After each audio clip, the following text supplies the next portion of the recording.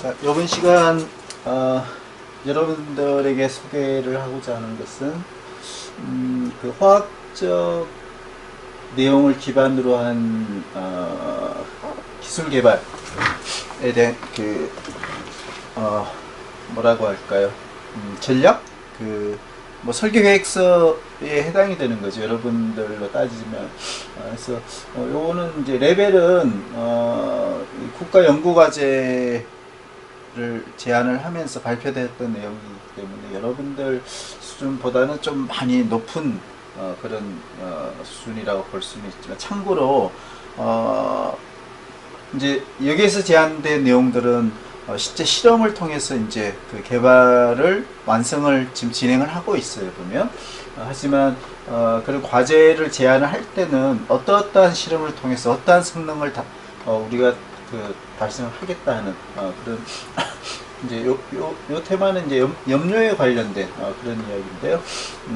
그런 과정을 여러분들이 좀 참고를 하게 되면 설계를 하는 과정에서 기술 조사라든지 성능 목표 설정이라든지 그 다음에 그런 것들을 달성을 하기 위해서 어떠한 차별적인 기술을 설계를 할 것인지 하는 게 참고가 될 것 같아서 소개를 하도록 할게요.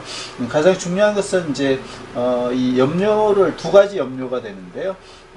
일반적으로 염료의 내열성이 이렇게 높지가 않아요. 그래서 이제 계량적인 목표가 나와 있죠. 300도씨 이상에서도 안정적으로 내열성을 가지는 그러한 염료로서 결국은 안료의 용도를 대체할 수 있는 그런 원천 기술 개발이 이제 제목이 되는 것이죠. 그래서 이제 이 중에서 특별히 보면 이제 그 디스플레이 컬러 필터에 들어가는 기존의 안료 3원색 RGB가 되죠. 레드, 그린, 블루. 이러한 그 세 가지 안료를 그 중에서 이제 중요한 레드하고 블루 염료를 고내열성을 가지도록 설계를 함으로써 기존의 안료를 염료로 대체를 하고자 하는 그런 기술에 대한 정의를 내렸고요. 개발 필요성 이런 것도 그냥 말로 되어 있는 것들이니까 여러분들에게는 직접적으로 똑같이 이렇게 쓸 필요는 없고요. 그래서 이제 최근 한 3년에서 5년 전부터 기존에 그 안료를 적용한 디스플레이용 컬러 필터 RGB가 다 안료였었는데 100% 여기에 이제 안료를 유지를 하되 염료를 하이브리드형으로 같이 사용하는 그런 방식으로 컬러 필터를 현재 만들고 있는, 그래서 삼성이나 LG에서 일부 적용을 하고 있고요. 이런 것들이 이제 만약에 이 과제에서 그 고내열성 300도씨 이상의 고내열성을 가진 염료가 개발이 된다면, 레드와 블루죠. 기존의 안료를 다 없애버리고 염료로만 쓸 경우에 백라이트로부터의 빛의 투과율이 상당히 올라가면서 전체적으로 대형 디스플레이의 화질이 올라가는 그런 거에 대한 기술 동향을 간단히 소개를 하고 있고요. 그 다음에 기존에 이제 그 안료 디스플레이에 쓰고 있는 안료의 3원색 레드, 그린, 블루에 대한 화학 구조를 제시를 하고 있고, 그래서 최종 그 개발 목표, 여기에서는 실험을 통해 개발을 하는 것이지만 여러분들은 설계를 통해서 개발을 한다라는 그 설계의 어떤 성능 목표라고 볼 수 있겠죠. 이제 요게 여러분들이 이제 가장 그 참고를 할 수 있는 내용인데요. 본 과제를 통해서 내열성이 우수한 염료, 두 개 염료.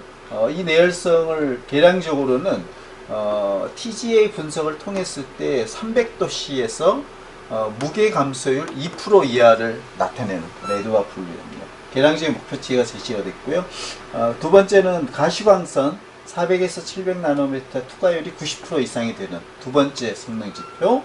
염료의 용해도는 리터당 5g 이상을 가지는 용해도. 세 번째 목표죠. 그 다음에 내광성, 일광결례도 4급 이상이라는 네 번째 목표. 그 다음에 이제 실제 컬러 필터에 적용을 했을 때 컨트라스트 레이시오가 기존의 안료와 거의 대등한 수준, 평균적으로 한 16,000 정도. 그 다음에 그 컬러 필터를 만들었을 때 가시광선의 투과율을 90%. 그래서 전체적으로 순수한 염료 기준으로는 내열성, 가시광선 투과율, 용해도, 일광길래도 이렇게 네 가지 성능 지표와 목표가 제시가 됐고요. 그 다음에 컬러 필터를 만들었을 평가했을 때는 컨트라스트 레이시오, 가시광선 투과율 이렇게 두 가지 전체적으로 6가지의 성능 지표가 설정이 되었고 최종 목표까지 대량적으로 제시가 되었던 것이죠. 여러분들이 설계하는 그 조별로 성능 목표를 2개 이상 최소한 2개 이상은 설정이 돼야 여러분들이 설계하는 그 자체의 완성도가 올라갈 수가 있겠죠. 뭐 단순히 하나 정도 성능 목표를 세워놓고 이게 설계의 어떤 성능이다 이렇게 하는 것은 너무 단순해요. 그래서 뭐 이렇게까지 아주 그 구체적인 그런 것까지는 요구하지는 않지만 어떤 이러한 그 스타일 방식을 참고를 하면 좋을 것 같아요. 그래서 이러한 6가지 성능 목표를 도달하기 위해서 차별적인 기술이 무엇이냐 하면 이 과제에서 보면 트리플 본드를 가지고 있는 링키지 그룹 2개를 도입을 하는 신규 레드 염료. 여기도 역시 블루 염료인 경우도 보면 트리플 본드를 갖고 있는 2개의 링키지 그룹을 도입을 하겠다. 그리고 뭐 탈로사이안인 게 블루인 경우는 용해도 중에 이 성능 목표가 용해도가 있는데요. 를 올리기 위해서 스테리 힌드런스를 만들 수 있도록 의도적으로 그런 치환기를 도입하는 블루 등등 이런 내용들을 간단히 설명을 하고 있고요. 자, 이 과제에서 성능 지표는 1번에서부터 11번 전체 11개로서 아주 디테일한 그런 지표를 설정을 했고요. 레드 염료인 경우는 몰 흡광계수, 블루 염료 역시 몰 흡광계수. 요거는 이제 그냥 몰 흡광계수라는 하나의 동일한 거로 보면 되고, 그 다음에 레드와 블루의 내열성, 그 다음에 레드와 블루의 그 멜팅 포인트, 레드와 블루 염료의 용해도, 그 다음에 염료의 일광길래도, 그 다음에 컬러 필터를 만들었을 때 컨트라스트 레이시오, 가시광 투과율 이렇게 성능 지표가 만들어져 있고, 요거에 대한 요거는 이제 총 3년의 연구 기간을 제한을 한 것인데요. 연도별로 레드 염료의 몰 흡광 개수를 1차 연도는 2만을 목표로 한다. 블루는 2차 연도에 25,000, 3차 연도는 3만. 그다음에 레드 염료의 내열성은 1차 연도는 5% 미만, 무게 감소율이죠. 2차 연도는 2% 이하. 그다음에 블루 염료인 경우 역시 300도씨에서 무게 감소율이 2차 연도에 10% 이하. 그리고 최종 3차 연도는 2% 이하 등등 이렇게 해서 연차별로 각 성능 지표에 대한 계량적인 목표까지 다 제시가 되어 있고 그 다음에 평가는 그 분석 방법도 다 이렇게 제시가 되어 있거든요. 어떤 규격에 의해서 어떤 분석법을 활용을 해서 할 것인지에 대해서 그렇게 중요한 것은 여러분들 설계에도 이러한 성능 지표가 명확하게 2개 이상 나와야 되고 목표도 계량적으로 나와야 된다는 것이죠. 자, 그래서 이제 뭐 연차별로 뭐 이런 그 연구 방향을 조금 더 이제 각 연차별로 그 정성적으로 표현이 되어 있는데요. 이거를 이제 화학 구조를 가지고 한번 보도록 할게요.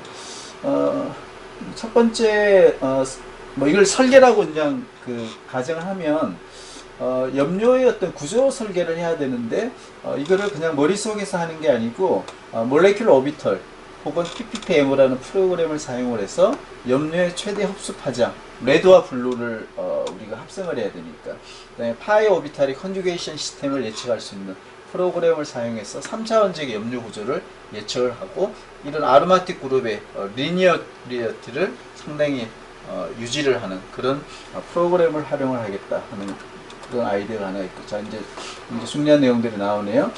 자 이제 DPP라는 이러한 그 크로모포 레드 쪽인데요. 이러한 크로모포에 레드 염료인 경우에 여기 있는 페닐링에 Z라는 그룹, 그 다음에 R1이라는 그룹에 일렉트론 예를 들어서 R1에 R이나 R1에 일렉트론 도네이팅 그룹 뭐 알콕시, 알코올, 알콕시 에틸렌 이런 것들을 도입을 했을 때 최대 흡수 파장을 우리가 조절을 할 수가 있었고 그 다음에 요 Z 그룹으로서 스테릭 힌드런스를 최소화하는 그룹 나이트릴 혹은 프로로 이런 것들을 Z에 도입을 하면서 Emax를 증대를 하겠다.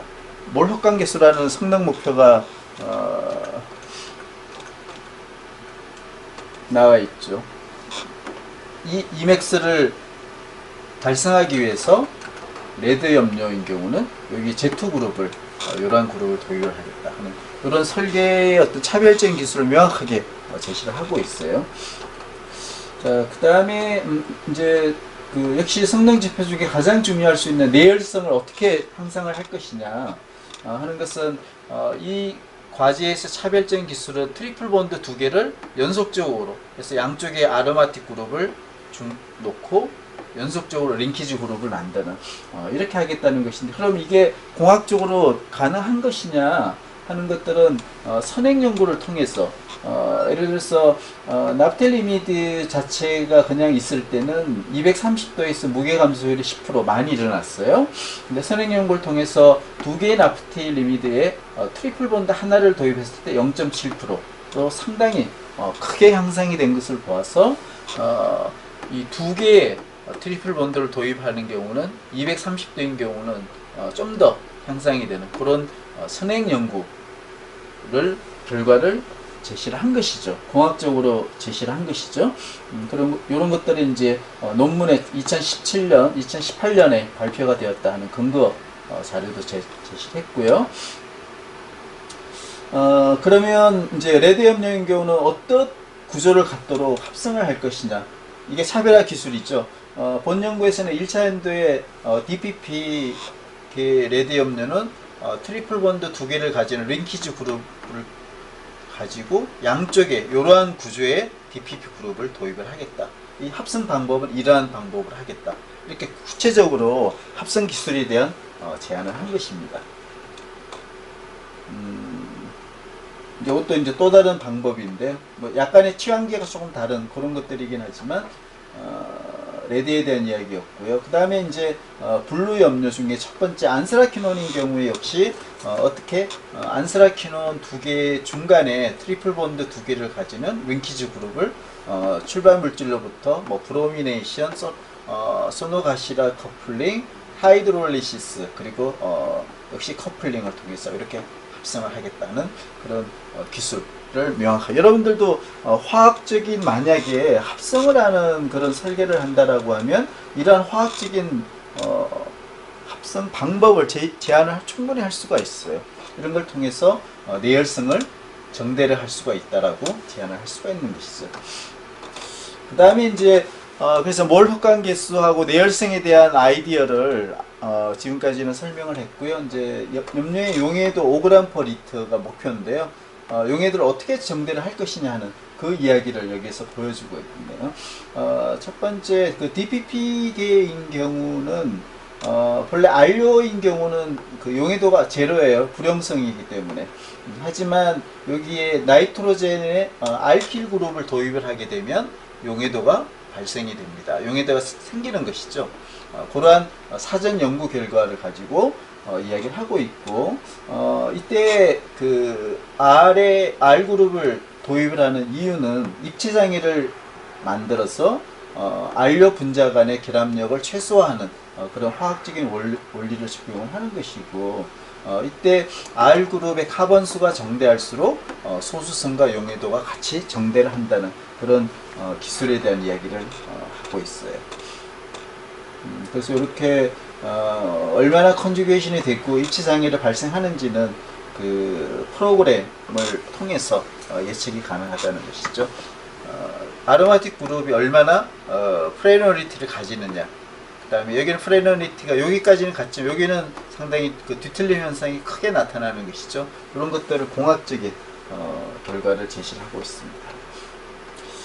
그 다음에 이제 블루가 두 번째 크로모포인데, 포탈로사이안인 경우는 용해도를 정대하기 위해서 여기에 크로모포가 포탈로사이안이 있고 여기에 그 설포닐 그룹 혹은 알콕시 그룹 같은 것을 도입을 해서 그 컬러 필터에 주로 쓰는 솔벤트 피그미아 간에 에 있는 S 그룹 간의 어피니티를 정대하는 기술이 차별화 기술이라고 명확하게 표현을 하고 있고, 구조적으로는 보면 포탈로사이안의 설포닐 그룹 혹은 또 알콕시 그룹도 여기 있는 것이죠. 그리고 여기는 솔벤트의 피그미아가 가지고 있는 에스터 그룹 간의 하이드로젠 본딩은 아니지만 그 인터랙션이 어피니티가 상당히 올라가는 것이죠. 보면 이렇게 해서 옥시전 간의 어피니티를 올리는 그런 전략을 통해서 프탈로사이아라는 게 블루 염료에 대한 용해들을 정대를 하는 설계를 했다라고 여러분도 생각을 하면 될 것 같아요. 역시 이제 DPP계 레드 염료인 경우도 여기 그 에스터 그룹을 도입을 하게 되면 피거미아라는 솔벤트와의 역시 인터랙션, 어피니티가 정대함에 따라서 레드 염료인 경우도 용해도가 충분히 정대할 수 있다 하는 이러한 화학적인, 공학적인 기술을 제안을 하고 있고요.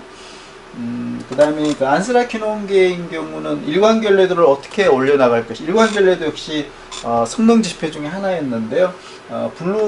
블루계 안스라키논인 경우에 여기에 보면 그 NH 아로마틱 그룹을 도입을 하게 되면 레조넌스 이펙트에 의해서 일관결례도는 정대할 것이다 라고 제안을 한 것이고, 이러한 설계의 방향을 확실하게 제안을 한 것이고, 이제 여기 있는 NH 그룹은 이제 최대 흡수 파장이라든지 몰 흡광 개수를 정대하는 그런 목적으로 NH나 OH가 필요하다 하는 그런 이야기를 하고 있는 것이죠. 그래서 이때 그 아로마틱 R1 그룹은 일렉트론 도네이팅 그룹을 가진 페닐이 될 수도 있고, 그 다음에 설퍼를 가지는 5 멤버링의 사이오핀이 될 수도 있고요.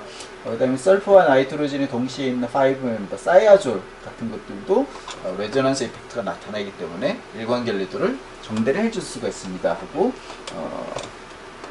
기술을 설명을 하고 있습니다. 이렇게 같이 자, 뭐 여기 설명을 한 것은 이제 그 고내열성, 그 다음에 고내광성,